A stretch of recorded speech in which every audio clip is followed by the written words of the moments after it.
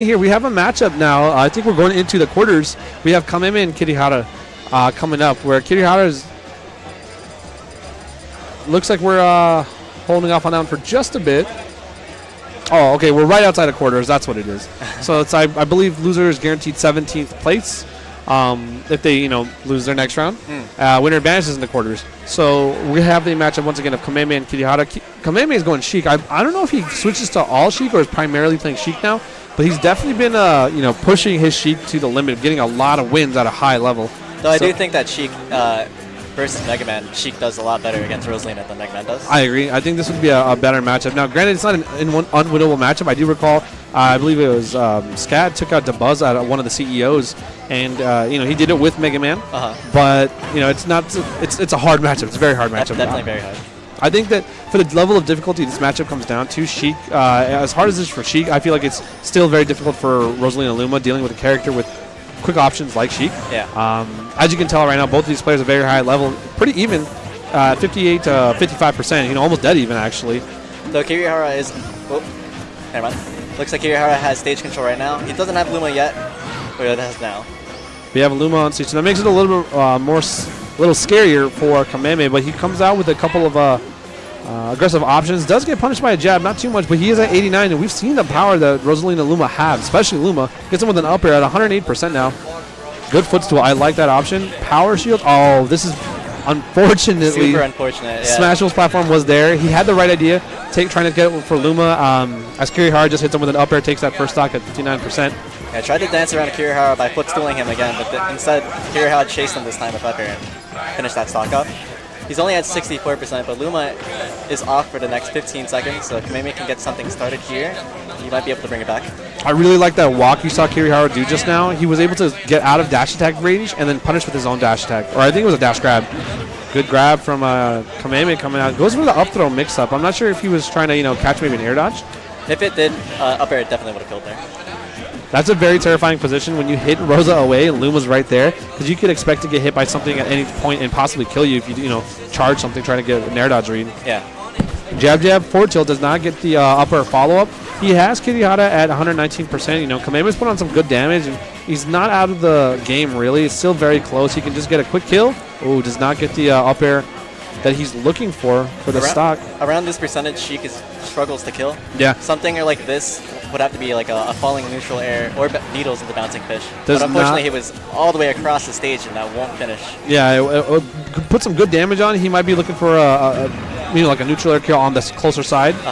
And there goes Luma zooming across the stage. That it may not seem like it can do a lot, but that stage pressure is disgusting. We've seen a lot of the top roses use that to their advantage when they desync or have Luma desync like that.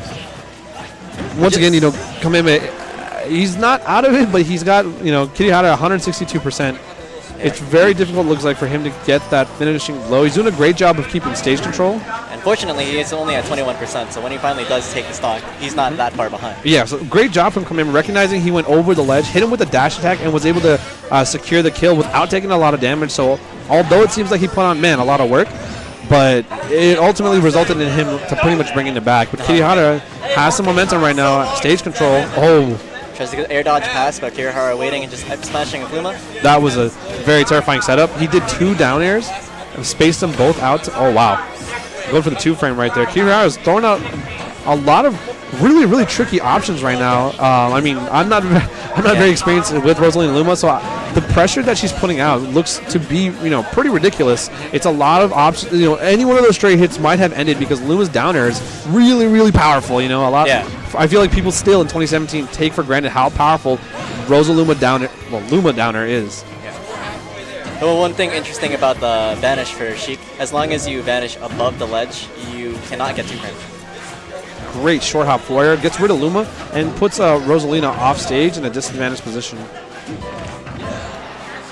And we see Kirihara probably going to stall out for a little bit, try to get Luma back. Then again, what do I know? He goes in for walks up, gets a power shield, grabs and throws him away. Now he has Luma.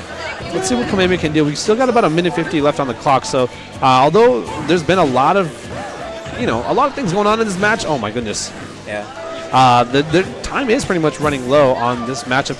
I'm not saying Kameme has to panic, but this is getting to a point where Kirihara probably would be comfortable, you know, just taking what he... Oh, man. Air dodges through him, gets a back air to steal out that game.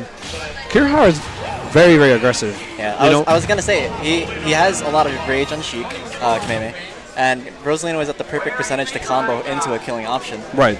It was just unfortunate that he was charging needles at that point. He was forced to do a defensive option, and Kirihara read it and finished that stock off. Yeah, you know, I really like how Kirihara is choosing his options to really, instead of sit back without Luma, go ham.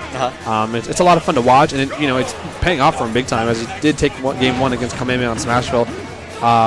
He elected to go to Final Destination. Now, this is one of those moments where I'm kind of confused why the player didn't go back, because I feel like Sheik's strongest stage is Smashville, and maybe there's something, you know, maybe he wants to live a little bit longer, going to FD, maybe the blast zones, you know, being a little bit wider, having more opportunities to fly across the whole stage. Yeah, it's also possible he just wants to get rid of the option of Kirihara starting an up air combo from the platform, which could ultimately end up killing him faster than anything that could happen here on Final Destination.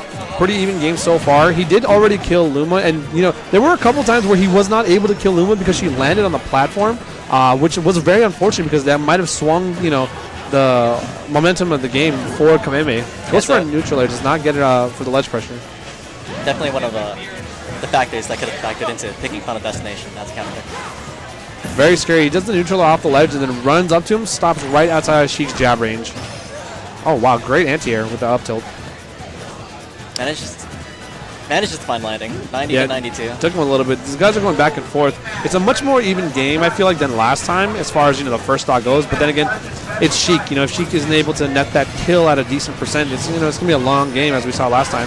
Yeah. Great job. He gets rid of Luma and now has a better opportunity against Rosalina's big body to, you know, possibly get a strong hit to net him a KO this time and possibly play the more defensive game afterward. But as you stated in the last game, these are the percents that make it very difficult for Sheik to connect a lot of options. He got a straightforward tilt, was not able to connect an up air. So around here, I'd probably say Kameme wants to try and give it a full clip of needles and try to go for needles bouncing fish. If Kirihara can predict that, might be really hard. If he keeps putting up pressure like this and forcing him towards the ledge, it'll be really hard for him to find the chance to charge all the needles. Yeah, and Kirihara went for an up smash and got punished for it. Gave up a lot of stage control. Oh my goodness. Did up smash out of jab. He did up smash out of shield after jab 1-2. That's a pretty strict timing, you know, I feel like. That was a really, really, really well-played option from Kirihara. And just like that, Kameme gets a down tilt 2-frame. I don't even know if it's a 2-frame because Rosalina sticks her head over it, over the ledge, I believe, and he was able to connect with an up. Oh my goodness! Kameme for a moment froze because he got hit with the up air, and died at like 3%. That was really unfortunate. That was quite unfortunate.